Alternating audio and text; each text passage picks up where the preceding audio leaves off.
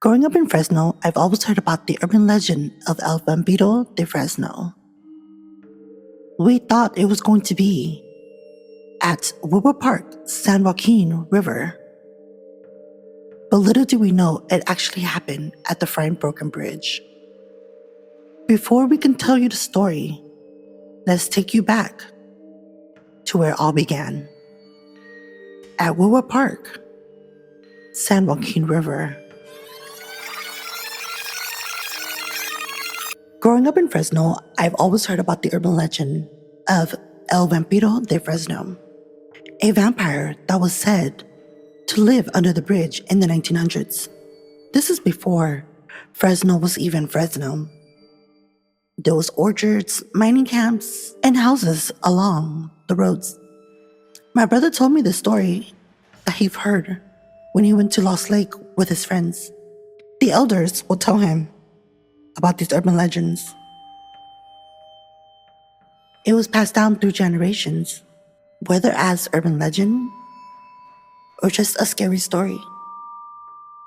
But those who do believe in El Vampiro de Fresno will always remember this story.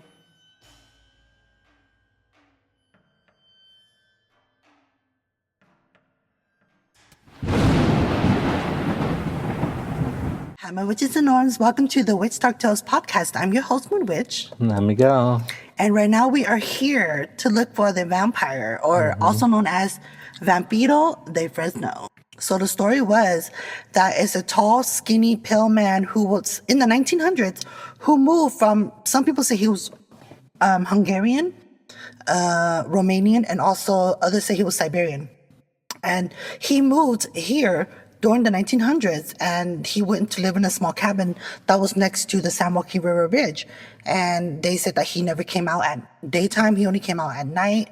And then people started noticing that their livestocks, like goats, sheep, cows, were drained and just of blood, and they were like sucked up, but they didn't see no marks or nothing. Wow, that's crazy. And so we are here, we're gonna go look for him.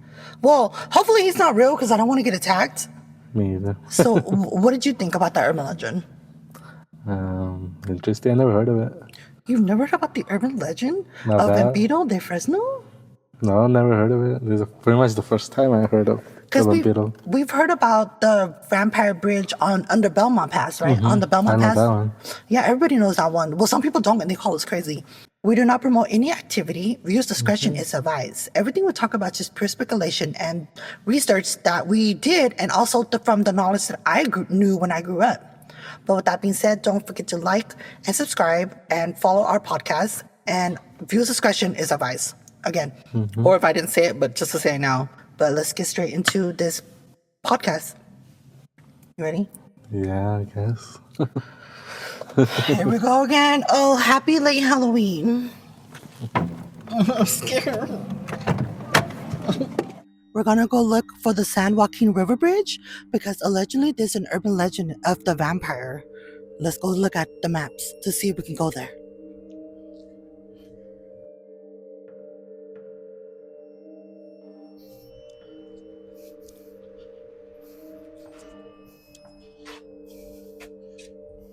So where are we at?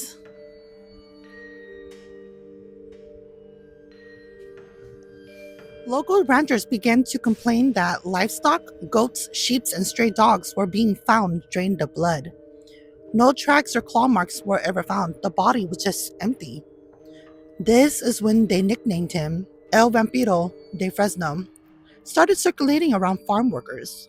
There's no documented proof, but the story spread through families and campfire talk. Now, someone claimed one night a rancher claimed to have tracked a sick goat to the river area, saw the pale man holding the animal, and chased them towards the bridge. They said he moved fast, unnaturally fast, ran into the river fog, and vanished.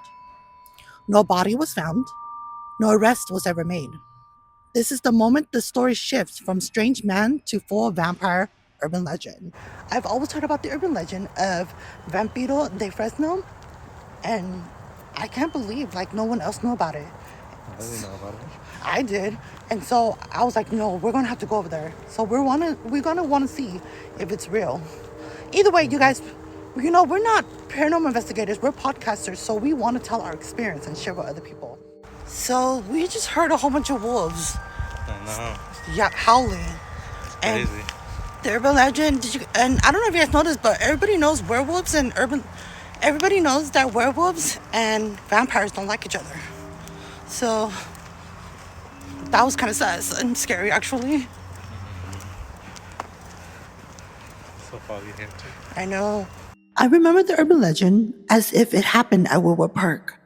So I called my brother, and he said no. This urban legend started towards Lost Lake, a bridge the locals know as Friant Bridge.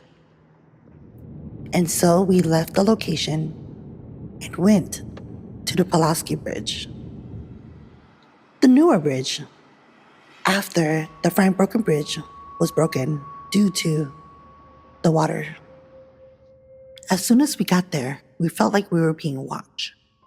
Miguel even stated that he saw glistening eyes in the middle of the water behind a tree. I looked, and I can see it too. And when we tried to get it on camera, we couldn't. But we did snap a picture. And oh! Yeah. Dude, it disappeared. It's blinking. We shined the flashlight over there, and you can see two eyes reflecting back. Was it El Vampiro De Fresno? Or was it just the reflection of the light? So the next time when you go to Friant Bridge in Fresno, California, next to Lost Lake,